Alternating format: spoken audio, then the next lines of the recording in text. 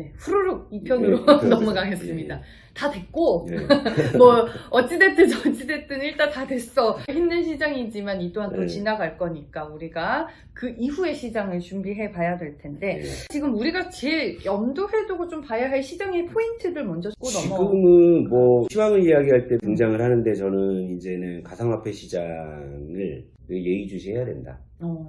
왜 그러냐면 이 가상화폐 시장이야말로 유동성 버블, 인플레이션, 투기 뭐 이 모든 것을 함축한 시장이에요, 여기가. 근데 그 시장이 지금 휘청거리고 있잖아요. 지금 사실 이제 전 세계 자산이 유동성을 기반으로 해서 동조화돼 있어요, 지금. 동조화돼 있으니까 실제로 이제 미국 선물 지수도 가상화폐가 급락을 하게 되면은 하락하고 네. 그 테슬라 아, 일론 테슬라. 머스크 네. 뭐 이 양반 때문에 또 이제 테슬라 주가의 변동성도 커지고 그러니까 가상화폐 시장이 이제 앞으로 계속 흔들린다면은 다른 자산에도 이 영향은 무조건 줍니다. 네. 근데 만약에 가상화폐 시장이 이렇게 또 변동성이 커지면서 급락을 하게 되면은 어찌됐든 간에 이쪽으로 좀 쏠렸던 자금과 돈이 주식 시장으로 다시 오지 않을까 뭐 이렇게 얘기하시는 분들도 있던데 그런 시각도 있죠. 근데 제가 아까 전제 조건을 이렇게 말씀드렸잖아요. 지금 그 전 세계 모든 자산들은 지금 유동성을 기반으로 지금 많이 온라인에 이런 상황이잖아요. 이런 상황에서 그 자산 중에 한 축이 무너지거나 휘청거렸을 때 다른 축이 건재할 수 있느냐를 한번 우리가 생각해 보자고요. 그리고 지금 대부분의 투자자들이 현재로서는 레버리지 부분을 또 쓰고 있는 분들이 많이 계시니까 오히려 이제 가상화폐 쪽에 급락이 나온다고 했을 때는 오히려 이 부분에 대한 어떤 손실을 만회하거나 뭐 마진콜이나 뭐 이런 것들이 있겠죠. 그러면 다른 자산 쪽에서 그걸 결국엔 청산해서 마진콜을 하는 이런 악순환 쪽에 조금 더 무게가 실리지 뭐 가상화폐 시장이 붕괴가 되면 오히려 다른 시장이 안정을 찾을 것이다 라는 분석도 있기는 해요. 근데 뭐 논리상 하자는 없어요. 근데 좀 저는 솔직히 그거는 좀 설득력은 좀 많이 떨어지지 않을까 저는 그렇게 좀 보고 있고 네. 현재 지금 주식이든 부동산이든 가상화폐든 결국에는 돈으로 밀어올린 시장이잖아요. 근데 유동성이라는 것이 이제는 조금 물음표들이 붙는 그런 단계니까 최상의 시나리오는 어느 쪽의 자산 시장도 무너지지 않는 게 최상의 시나리오인데 현재 가상화폐 쪽이 생각보다 지금 굉장히 좀 강하게 흔들리고 있는 이런 상황이거든요. 그러니까 이 부분을 전 예의주시를 해야 될 것 같고 지금 사실은 저는 코인은 안 해요. 근데 들여다보게 되더라고. 왜냐하면 단순히 가상화폐 코인 놀이로 끝날 건 분명 아닌 것 같아요. 뭐 전 세계에서도 이제 뭐 기관 투자자들이 안전자산이나 뭐 금을 대체하는 수단으로 비트코인을 뭐 많이 매수한다 이런 식으로 볼륨이 더 커졌잖아요. 그쵸. 그러니까 오히려 더 위험해지는 거죠. 그러니까 개인들만의 그들만의 리그였다면은 오히려 영향이 덜할 수 있는데 지금은 돌아오기엔 너무 이제 많은 부분들이 거기 빠져 있는 상황이니까 가상화폐 시장의 이 변동성이 커지는 걸 굉장히 좀 예의주시하고 있습니다. 요거 변수 외에 또 뭐 있어요? 요거 외에는 뭐 결국 이제 긴축이죠. 그러니까 이제 이렇게 흔들리는 상황에서 이제 긴축이 가시화된다고 했을 때는 우리가 이제 유동성 파티를 좀 즐겼던 거에 대한 어떤 식으로든 이제 비용을 좀 지불해야 되는 타이밍은 좀 있지 않을까라는 생각은 들어요. 왜 자꾸 우리는 그 긴축을 걱정하는 걸까요? 아니 미 연준에서 우리 신호 분명히 주겠다 기다려라 아직은 아니다 라고 얘기함에도 불구하고 우리는 왜? 그러니까 그만큼 이제 시장도 아는 거죠. 그동안 우리 자산 시장이 너무 노골적으로 돈잔치를 했다는 걸 누구나 알고 있는 거예요. 그러니까 애널리스트도 알고 다 알아요. 시청자분들도 알고 나도 알고 너도 알고 다 아는 건데 그러니까 겉으로 점잖 빼면서 그런 얘기 참 안 하는 거지. 그러면서 이제 이 주식이 더 올라가는데 돈으로 올라갑니다 이런 얘기하면 너무 좀 없어 보이잖아요. 그러니까 이제 어떤 논리라도 갖다 붙여갖고 하려고 하니까. 그리고 실제 뭐 경기 회복에 대한 기대가 뭐 이런 얘기 많이 나오는데 근데 지금 이제 경기의 어떤 기준점이 어디냐면 결국에 이제 코로나 급락을 막기 직전 시점을 기준으로 보는 거잖아요. 그러니까 이제 우리나라 같은 경우에는 코로나 이전 수준을 뭐 거의 회복했다는 평가가 있고 그리고 뭐 미국이나 뭐 이런 백신 접종이 뭐 좀 원활하게 되고 있는 쪽들은 뭐 거의 이제 올라왔다 뭐 이런 정도이지 솔직히 지금 코로나 이전 시점보다 지금 경기가 좋은 게 아니에요. 그리고 돌아가 보면 코로나 이전 시점에도 경기의 확장 국면이 아니라 위축 국면이야. 그러니까 지금은 쉽게 말해서 경기가 좋다라고 얘기할 수 있는 그런 건 사실상 없는 거죠. 없는 건데 이제 그래도 지표가 좋아지고 기업의 실적이 올라오니까 그러니까 이제 그 명분으로 뭐 유동성을 바탕으로 이제 올라온 건 맞는데 근데 경기 지표 자체도 코로나 이전보다 좋은 게 아니죠.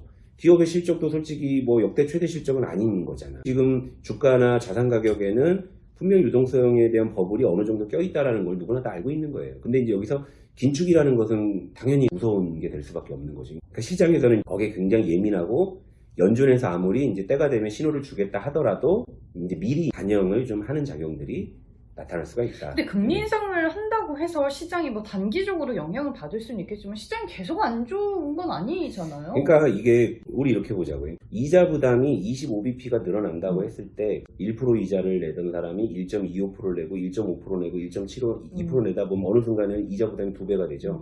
그러면 이제 여기서 이제 중요한 건 이거죠. 그 이자를 내야 되는 그런 사람들의 그 소득은 증가하고 있느냐. 근데 지금 스태그플레이션 얘기가 왜 나오죠? 소득이나 고용의 증가가 없이 지금 물가만 올라가고 있는데 이제 구리 가격은 코로나 이전보다 거의 2배가 올라버렸잖아요. 맞아요. 네. 그리고 동학개미들도 이제 쏟아부을 돈들은 다 쏟아부었다고 봐야 되고, 그러니까 이제 그분들도 총알이 많이 좀 떨어져 있으실 거예요. 왜냐하면 최근 시장에서 또 이제 선순환이 안 돌잖아. 물려있는 종목들이 많으니까. 그리고 여기에 또 봐야 될 부분들이 주식만 그런 게 아니라 부동산 시장도 뭐 얼마 전까지 엄청나게 폭등을 해서 그 뭐 영끌에서 집 샀다 뭐 이런 얘기를 많이 하잖아요. 근데 거기도 결국에 금리가 올라가게 되면 이자 부담이 늘어날 수밖에 없고. 그러니까 이런 거예요. 하반기에 뭐 유망한 섹터가 뭐냐 물어보실 거잖아요. 기승전 종목이니까. 그럼 유망한 섹터라기보다는 뭐 네. 이러저런 상황을 다 대입했을 때 그렇죠. 대안이 될 만한 네. 중간 섹터. 그래도 이제 하반기에 봐야 될 부분들은 역시 이제 긴축이나 인플레이션 이런 쪽일 거란 말이에요. 그러니까 그 화두에 따라서 금리 인상 수혜주라고 분류되는 뭐 이제 금융주가 그래도 이제 상대적으로는 유리할 수 있다. 그리고 그 외에는 만약에 상승 시나리오가 아니라 하락 시나리오 쪽으로 간다고 했을 때 사실 테마주 말고는 딱히 떠오르는 건 없거든요. 그런데 이런 걸 하나 보자고요. 금리 인상한다 그러면 단편적으로 딱 보면 은행주, 보험주가 수혜주는 맞죠. 이자대 마진 증가하게 그쵸. 되고 뭐 보험사 같은 경우도 이자 수익 늘어나고 좋잖아요. 좋은데 문제가 뭐냐면 이것도 선순환이 돌 때 그게 좋은 거지. 금리가 계속 올라가요. 그럼 은행에 대출도 엄청 많을 거 아니에요. 예대 마진이 늘어나니까 은행이 수혜주라고 하는데 예대 마진이 이제 과도하게 이제 스프레드가 벌어지게 되면 어떤 일이 벌어지겠어요? 연체율이 올라간다고. 연체율이 올라가요. 계속 오르는 이제 이자 비용을 감당하지 못해서 쉽게 말해서 만세 부르는 사람들이 생긴다 이거예요. 그럼 마냥 호재냐 이게. 그럴 수 있잖아요. 그리고 보험주도 또 볼게요. 자, 보험주도 자산들 엄청 많이 갖고 있으니까 금리 올라가면 좋죠. 좋은데 금리가 올라가서 가계의 어떤 가처분 소득이 줄어들고 이자 부담이 늘어나면 사람들이 뭐부터 허리띠 졸라매니까. 허리띠 졸라매 때 뭐부터 깨? 해양률 올라갈 거 아니에요. 그러니까 모든 것들이 다 양면성이 있는 거예요. 무엇보다 또 금리 인상을 하게 되면 금융주가 수혜 볼 거라는 말씀을 뭐 저만 하는 건 아닐 겁니다. 여기서 팩트는 뭐냐면 은행주 같은 경우는 최근 3개월 때 50%는 올랐거든요. 그러니까 지금 구간에서 또 그러면 은행주가 더 가냐 마냐 이런 식의 이분법적인 논리밖에 안 되는 거잖아요. 이미 바닥에서 어느 정도 레벨이 올라간 종목을 그때 들어가려면 반대급부도 항상 고려를 해야 되는 그런 거죠. 금리 인상 속도가 너무 빨라도 문제고, 그죠? 그쵸. 그리고 지금 상황에서는 지금 유동성이 너무 풀려가지고 인플레이션이 자꾸 심해지니까 또 금리를 또 안 올릴 수도 없는 상황이 된 거예요. 예, 그러면은 네. 시간이 다 됐으니까 딱 요약을 할게요. 네. 그러면 어떻게 뭐 쉬어요? 제가 매매하지 굳이- 말고 제가 굳이 계좌 그러니까 닫아? 제가 솔직히 뭐 이렇게 뭐 테마주나 그런 걸 조장하는 스타일은 아닌데, 그리고 제가 제약바이오 싫어하잖아요. 나 싫어하죠. 그런데 알죠. 공교롭게도 지금 시장에서 할 게 제약바이오하고요 네. 경협주예요. 왜냐하면 상대적으로 지금 가격 메리트가 제일 있는 섹터가 되거든요. 그동안 못 올라서. 그러니까 이 얘기는 뭐냐면 제약바이오가 오른다라는 이런 게 아니라 현재 시장에서는 걔들이 제일 하방 경직이 강해. 무슨 말인지 알겠어요. 예, 그러니까 이제 예를 들면 지금은 현금 비중도 좀 늘릴 필요가 있기는 한데, 그럼에도 불구하고 시장에서 뭘 좀 해야 된다라는 그런 판단이라면, 근데 그렇다고 바이오로 가면 좀 안 될 것 같고, 바이오는 좀 너무 좀 그래. 그러니까 이제 제약주 중에서 이제 숫자 나오는 애들 있잖아요. 숫자가 또 이렇게 계속 해마다 늘어나는 애들이 있어요. 제약주 중에는. 있죠. 그런 애들이 바닥에 기고 있는 애들. 그런 애들은 실제 제가 최근에 뭐 몇 종목 이렇게 좀 관심 두고 보는 게 있거든요. 근데 그런 종목들은 시장이 흔들려서 잘 안 빠지더라고요. 그리고 이제 경협주 같은 경우도 지금 차트를 보게 되면 상당히 1년 이상 횡보했다가 이지아 비로소 이제 바닥에서 조금 이제 꿈틀대는 이런 양상인데, 이게 릴리스가 되는 시점에는 한미 정상회담이 뭐 끝난 시점일 수 있는데, 네. 그 시점 되면은 오히려 시총상위 대형주 쪽이 예전처럼 그렇게 기세 좋게 올라가기는 쉽지 않을 것 같고, 그러니까 제가 그래서 고민이 많은 거예요. 제가 테마주나 제약바이오를 별로 안 좋아하는데 요즘 시장에서는 그러니까 저도 이거예요. 쉬거나 제약바이오나 경협주 하거나 정말 그래요. 그러니까 그만큼 저도 많이 할 게 많지 않다. 그리고 제가 그동안 뭐 퍼스트 클래스 말씀드린 뭐 하이로 코리아니 한세 실험이 이런 것들 뭐 엄청나게 올라갔잖아요. 예, 지금도 이제 추세가 좋은데 근데 제가 제 스타일이 또 그런 종목을 지금이라도 사세요 안 하잖아요. 그래도 시장이 어떻게 되든 간에 바닥에서 이제 올라올 만한 애들을 또 한번 이렇게 좀 추려보면 참 아이러니하게도 제가 별로 안 좋아하는 제약바이오나 경협주가 그 포지션에 있다는 거예요. 예, 그래서 제가 좀 고민이 많죠. 이걸 해야 되나 말아야 되나. 오랜만에 과장님을 뵈니까 또 반성되는 부분도 되게 많은 것 같고 5월에 매매한 제 자신을 반성하기도 하고 공감되는 부분도 많고 좀 그러네요. 아무튼 제가 시청자분들한테 뭐 오랜만에 근황을 좀 알려드리기 위해서 뭐 이렇게 등장을 했는데 좀 뇌동은 계속 하지 않으셨으면 좋겠다. 그러니까 이도저도 아니고 확신이 없으면 쉬는 것도 아주 좋은 방법이에요. 자신이 없고 확신이 없으면 현금을 좀 갖고 있는 것도 좋은 방법이다. 이렇게 좀 보셨으면 좋을 것 같아요. 예. 네, 알겠습니다. 오랜만에 이렇게 또 얼굴 뵈니까 너무 좋네요. 뭐 이제 저도 시즌2를 또 준비해야 됩니다. 그때까지 더 쉬다가.